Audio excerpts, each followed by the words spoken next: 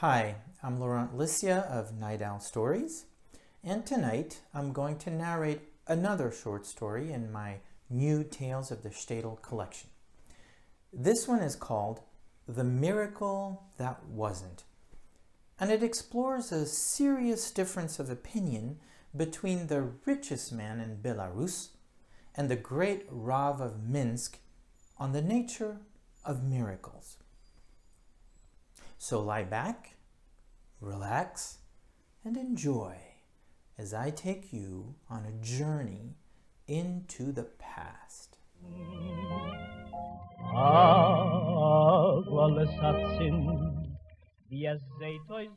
By the turn of the century, watches were more common in Minsk.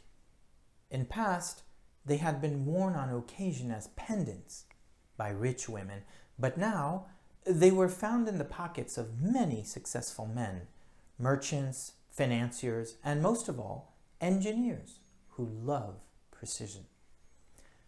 In the shtetl and the ghetto, watches were still quite rare due to their cost. Certainly, the most beautiful and expensive watch in all of Belarus Yiddishkeit, and maybe all of Eastern Europe, belonged to a textile merchant. Through ingenuity and hard work, he had built a global business of high-quality fabrics and acquired a great many luxuries.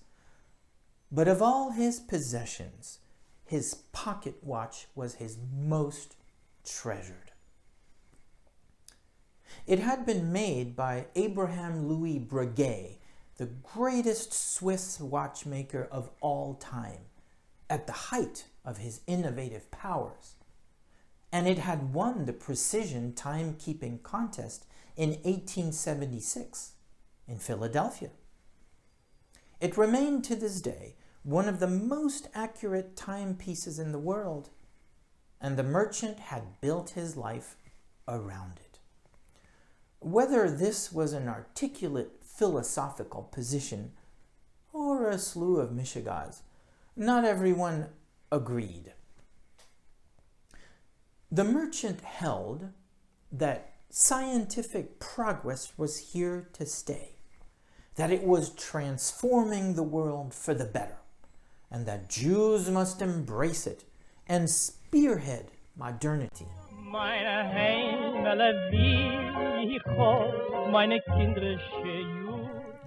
In alignment with his views, he had changed his name from Samuil Lievov to Samuil Lievov, ignored the Shabbat if it interfered with his business, and ran his household and factories by his precious watch.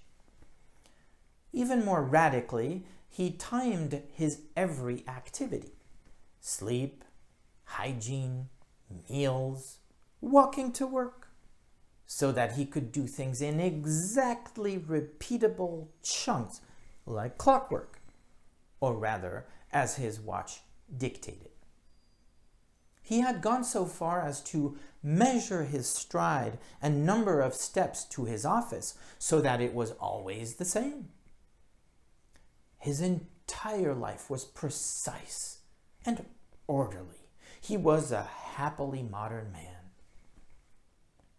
The merchant had made the case for modern times in shul, challenging the very Rav of Minsk, the Chacham HaChachamim, the wisest of the wise, to embrace his views. The Rav had simply said, "All I see is a world that has ever better means to harm the Jews. Who would embrace that? Do as you will, but do not force your ways upon anyone else." The merchant was frustrated and building a new compelling case against the status quo when an odd incident occurred. The merchant was taking his usual timed walk to work when he noticed that a scaffold had been erected to repair the facade of a building he usually passed by. He refused to change his pace or itinerary and strode right under the scaffold's lower planks.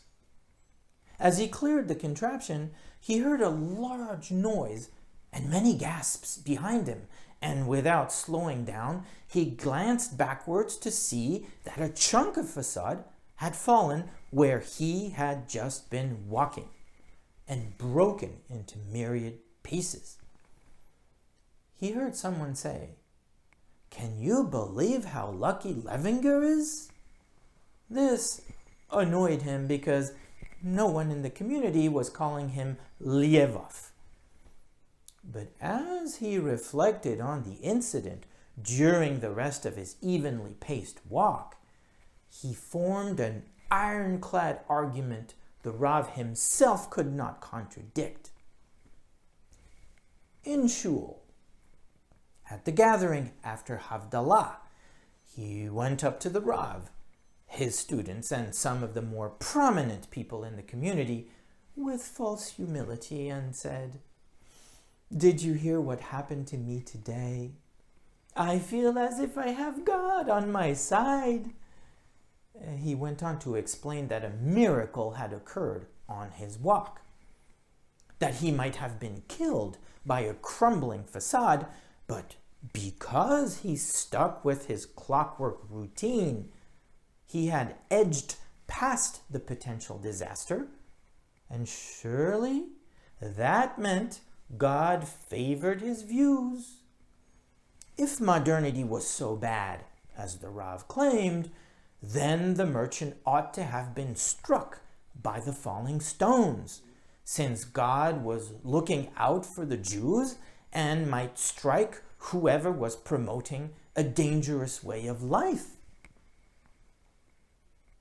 This was a devious argument from a man who thought of God as a watchmaker. God had wound up the clock of the universe and removed himself from its workings. But the textile merchant was not above a little deviousness. The Rav was outraged at first at the merchant's arrogance. "You're not the center of the universe, Levinger," he felt like shouting. Remembering his role in the community, he mastered himself and said, "If this is a miracle, then you have a point." "If? What else could it be?" the merchant thundered back with a victorious smile. The Rav smiled in turn. "Let me think on it," he said. Meine Heimele Welt, meine Heimele Welt. The next day, the Rav gathered his students and discussed the incident with them. They agreed that the merchant was distasteful, but that was beside the point. A challenge had been issued and must be met. "Witnesses say that Levinger did nothing to avoid the scaffolding," one student remarked. "He marched straight on and was saved nonetheless." "Obviously, God did not feel he deserved to be smitten for his ways," another student opined. "He does fulfill an important role here and elsewhere, providing a livelihood to many, even if he isn't the most generous of men." "That assumes we understand why God strikes some and not others," yet another student said. "That is the weak link in Levinger's claim." In the end, it was the student consensus that Levinger's survival had been a miracle. What must be refuted was not the miracle, but his outrageous claim that this was in effect an endorsement from God. The Rav simply said.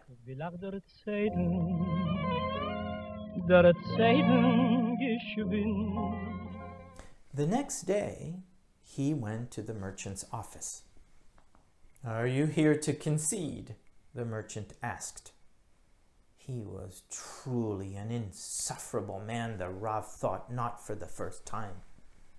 "Perhaps," he said, "but before there's any talk of conceding, would you spare an hour of your time on a scientific adventure. Now the merchant was curious. What kind of adventure? I'd like to take you to the Royal Academy of Sciences where you can meet my friend, the chair of astronomy, and discuss the nature of timekeeping. The merchant smelled a rat, but the offer was too tempting. And so, the Rav and he made their way to the academy and were greeted by the chair of astronomy, who seemed a little overwhelmed. Not one, but two Jews visiting him at once. How do you keep time here? The Rav asked. It's an intricate mathematical matter, but a simple notion, the astronomer explained. We base our timekeeping on the solar day. We must allow for Earth's elliptical orbit and other astronomical and physical observations to arrive at the most precise estimation of time as possible. The merchant asked many intelligent questions. You understand then, the Rav said to the merchant, pointing to the solar clock, that this mechanism gives the most accurate of times at any given moment. A glance passed between the Rav and the astronomer. Shall we assess the accuracy of your watch? The merchant blanched, but it was too late. He was like a fish caught on a hook. Why, certainly, he said, with a slight and unusual tremble in his voice. When the small hand on your watch hits the minute, the astronomer said, let's compare with what happens on the large clock. A 1, a 2, a 3, not bad. Your watch is off by just 3 seconds. How long do you say you've owned it? The conversation went on for a few minutes. Then the Rav and the merchant took their leave. Meine Heimele, wie hab gehabt die schöne Chaloime. On their way back, there was silence, which the Rav broke. Surely you can no longer claim that yours was a miracle, or that what happened was an endorsement of your views from on high. The merchant remained silent as he clutched his watch in its pocket. At last he said, For you to use science against me. And you used God against me, the Rav replied. They said no more until they had returned to the merchant's office. The Rav offered these parting words. It was your pride that saved you, not your watch. And in that, there is a lesson for me. But your pride will also be your undoing, and that is a lesson for you.